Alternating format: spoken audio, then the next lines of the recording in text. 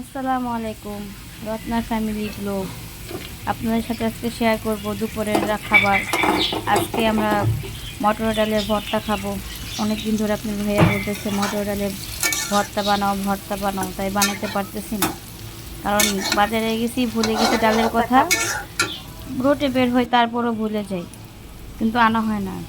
তাই একটু আজকে ডাল কিনে এনে ভর্তা খাওয়ার জন্য প্রস্তুত করলাম। দেখেন ভর্তাটা কেমন হয়েছে। রান্নাটা প্রায় শেষ পর্যায়ে হয়ে গিয়েছে। সুন্দর করে এটার সাথে অনেক কালিজিরাও অ্যাড করলাম। এই ভর্তার সাথে নাকি কালিজিরা দিলে নাকি অনেক ভালো লাগে। মটর ডালের ভর্তা কার কার পছন্দ মটর ডালের ভর্তা? মাঝে তো আপনাদের একটু দেখে আমার ছেলেটা দুষ্টামি করতেছে, দেখেন বুঝছেন কত দুষ্টামি করতেছে। দেখেন আমার মেয়েরা ঘোড়া বানিয়ে দিছে, এই ঘোড়া ঘোড়া খেলবে। লাকি রিকি কাটি কাটি পে ঘোড়া। ও অনেক কুটুর কুটুর কুটুর কুটুর করে। এর মধ্যে আমার রান্নার কাছে আবার আসলাম, একটু নাড়াচাড়া করলাম। নাড়াচাড়া করে আপনাদের সাথে দেখালাম এই ডালের ভর্তাটা একটু ভাজা ভাজা করতে হয়। ভাজা ভাজা হয়েছে, রান্না প্রায় শেষের কাছাকাছি হয়ে যাবে।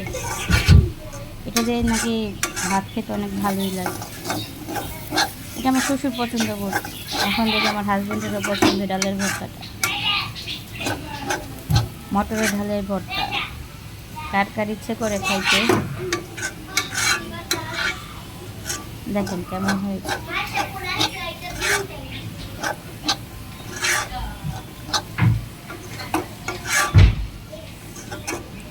ভালো হলে শেয়ার করবেন, কমেন্ট করবেন।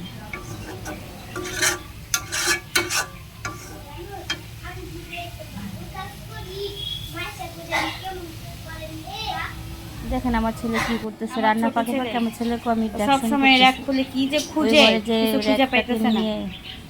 এই কি করো তুমি? সব সময় এগুলোই করে, রান্না মাঝে মাঝে যায়। কি করো? হ্যাঁ ও দেখে র‍্যাকের ভিতরে কি করো? শুধু কুটোকুটি কাজ, আর কোনো কাজ নেই।